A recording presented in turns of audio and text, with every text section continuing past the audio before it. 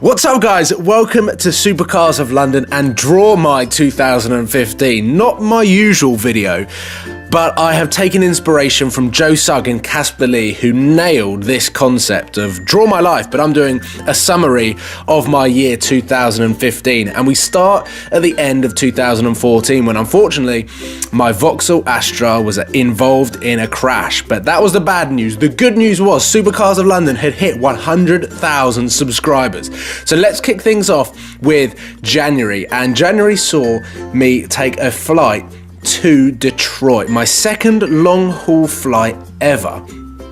And thank you for my lovely detailed drawing that this is not to scale, but I was a guest of Ford at the North American Motor Show and saw the unveiling of the Ford GT, the 2017 Ford GT that looked a bit like that rocket but just in blue. Anyway, let's move on to February, which was quite a quiet month, but saw the launch of Idiots Go Car Shopping, where myself and some friends drove our individual cars, which is pretty idiotic, bearing in mind we can all fit in one of them, and drove to car dealerships to check out what stock they had. So in this picture, you can see TGE with his massive beard. You can also see Sam from Seen Through Glass with a camera on his head, and myself also joining in with the mix as we headed to some car dealerships. And basically just kicking some tyres, wasting salesmen's time, unintentionally of course, because all three of us did buy new cars in 2015, but we will get on to that. It was also the collapse of Top Gear. I went to see a show with Aspect Valeting, and pretty much the next episode after we went to see one get filmed, Jeremy Clarkson punched his senior producer, and that was the end of Top Gear. So I decided to create Top Gear substitutions, and the first episode included the worst drawing of a Lamborghini Huracan ever. However, I decided to do these every Sunday at 8 PM and fill the Top Gear gap that we also very missed. Probably not the best sentence actually. However, there was a LaFerrari that came into Watford.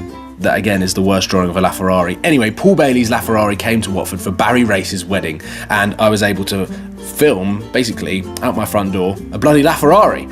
And April was a really busy one, and it kicked off with my R8 changing colour. It used to be baby blue, and I decided to change it to satin Nardo grey.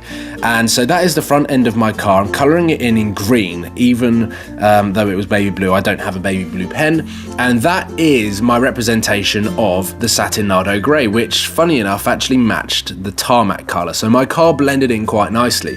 And we drove from London to Monaco. We got banned from entering Monaco because we didn't have enough paperwork to prove that that was my car, but also that I had insurance. Not only in April did we drive to Monaco, I also saw my first Veneno and Lewis Hamilton's P1. So it was a really supercar filled month, and we actually started to grow really fast on Supercars of London. The community grew really quickly. There is Sam and his 4C that looked like a bug. There is myself with a super cool haircut, and I'm drawing the road because somewhere on that road, blended in, is my tarmac coloured R8. Let's introduce Shmee 150, who was driving his Mantis Green 650S, and we decided to go on a road trip back to London. Of course, not forgetting Seb and his camera, who is there as a stickman, and he jumped from passenger seat to passenger seat, and we drove from Monaco, stopping off in various cool places, and ended up back in London towards the end of April. And then myself and Sam actually basically went straight back to Monaco on the Eurostar, over to France, to Ford France, where we picked up the amazing Ford Fiesta ST, which was our wagon to get us down to Monaco for the Formula One Grand Prix. What a car it was. Fantastic experience. One of the best weekends that I have had in 2015. The supercars were insane. The Formula One atmosphere was unforgettable, and I will be returning to Monaco for the Formula One in 2016. We were lucky enough to watch it from the Fairmont hairpin, incredibly famous corner, and yeah, like I said, best weekend ever. There is Sam with a camera on his head with his thumbs up. And in June, well, You saw a lot of my breakfast, you saw a lot of my meals because I started the daily vlogs, the behind the scenes of what I get up to behind the Supercars of London channel. And because it was the start of the Supercar season in central London, I decided that this was the perfect opportunity to show you guys what I get up to. The daily vlogs were fantastic, a lot of fun, and also a collaboration with Jonathan and Eduardo from the Saccone Jolies. It was a lot of fun, and I just drew another rocket because that's what supercars, I can't draw supercars.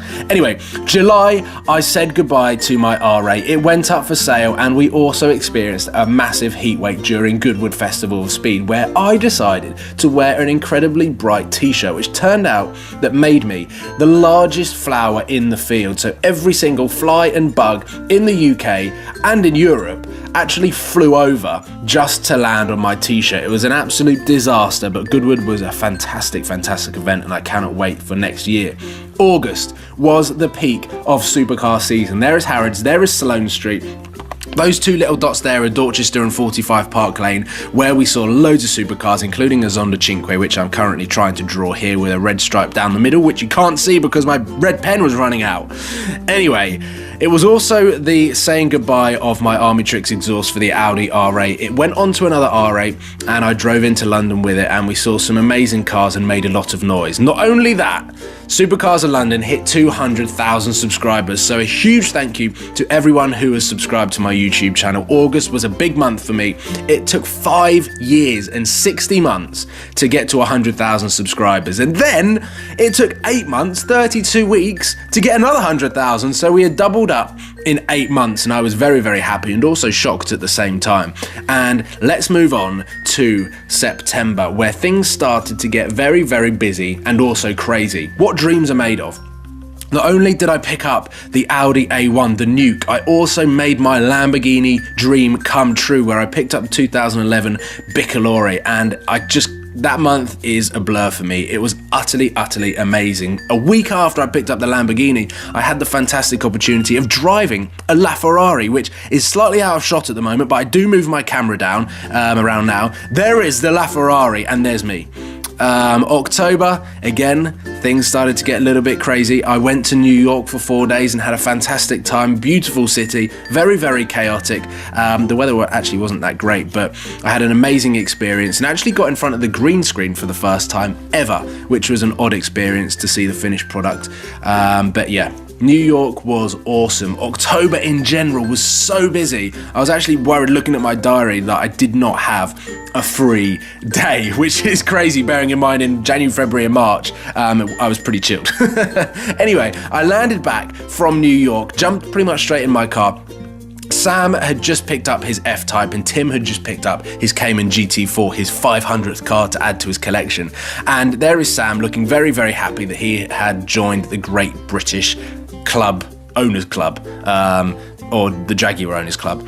And we drove from Lyon to Monaco and stayed at Seb's house for a couple of weeks. And what did we do in that week other than just stare at our cars? We ate a lot of pizza, we ate a lot of carbs, which then resulted in Seb staying in bed for most of the time and not getting out of bed before 2 p.m. every day. But we actually had a lot of fun driving some of the most amazing mountain roads in our cars, and it was also a really nice time to just relax and collaborate, doing some various cool videos. November, we were still in Monaco, but we had to leave the sun behind.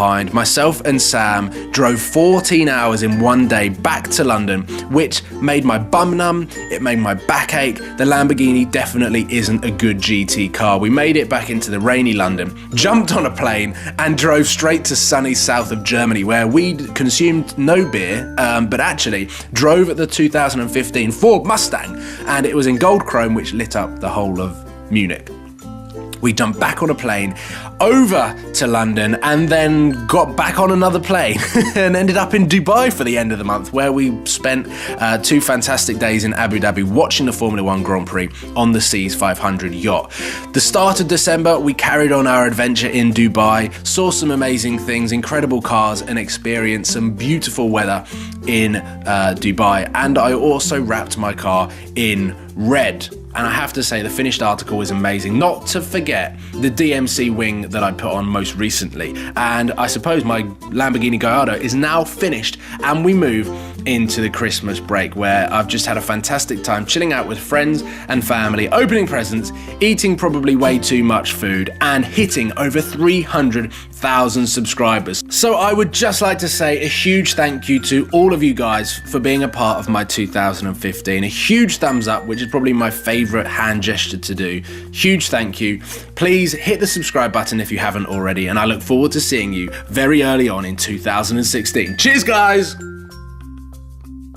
The R8, I've had the back box replaced from the stock to the titanium crosspipe as Army Tricks do for these cars. But what I've also had done is the Army Tricks headers and pipes to the back box. So I've got the full Army Tricks system from here all the way into the underneath of the engine. And as you saw, it was a massive, massive job. SB Race Engineering had to take the engine out just to put the headers back onto the car. So it was a huge job. It took 2 days, and the